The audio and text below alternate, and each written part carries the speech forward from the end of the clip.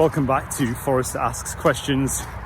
I'm Tom Coates, I'm a chartered forester, and this week I had the privilege of travelling up to Edinburgh to take part in the professional membership entry interviews for the Institute of Chartered Foresters, and I was taking part as an assessor, assessing the potential future chartered foresters, and one of the other assessors that I was doing it with was Crispin Thorn, who many people within the industry will know. He's the secretary to the Forestry Commissioners in England, and he's quite a sort of legend in the industry, really. He's a consummate professional and all-round nice guy. So it was a real great privilege to speak to him just about what the process is to become chartered, and what I would say to anybody who's considering it is that it's been a huge part of my career. It's been really important. It's something that I really sort of hold really quite dearly, and I'm quite passionate about, really. It's a way of demonstrating to your employer, your clients and the general public that you're competent at what you do, and you're accountable to a set of code of conduct, which I think is really important, especially in this modern day. So anyone who's considering it, I would stress highly that it's really a good thing to do and quite important. So best of luck to all of the applicants, and I hope you enjoy this interview. So I'm here with Crispin Thorn at Pollock Halls, the University of Edinburgh, and we're here today for the Institute of Chartered Foresters professional membership entry interviews. So good luck to all the candidates, the applicants today. And I just thought it'd be a great opportunity to maybe speak to Crispin about what it means to be chartered, and also just a little bit more about the assessment process. But to start off with, could you say a little bit about your job, your role, and what you do, Crispin?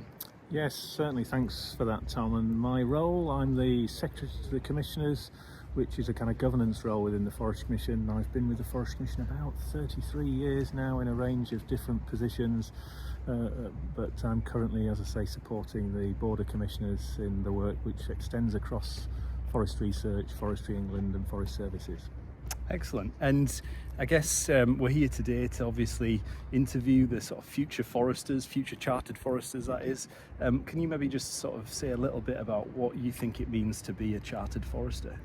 Certainly, and I'm a passionate supporter of the ICF. I've been a long-standing member. To me, it's about recognising professionalism in the sector.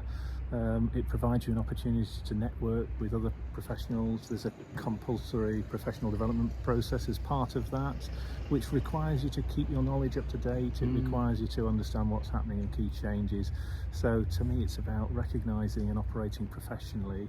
Obviously, there is a code of conduct that also flags operating with integrity, recognising we've got a role to build public trust and kind of operating sustainably.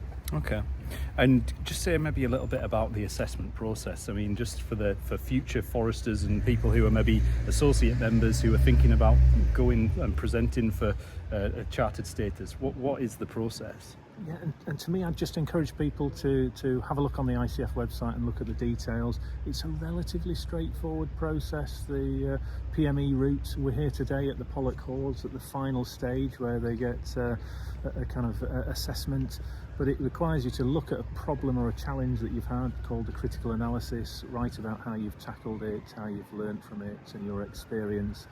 There's a section on an ethical dilemma to demonstrate that you understand how you should operate when working professionally within the sector, and there's basically a kind of work record and evidence of your CPD. So all the information's on the ICF website, but it is a relatively straightforward process, and speak to an ICF member or one of the assessors if you want any further information.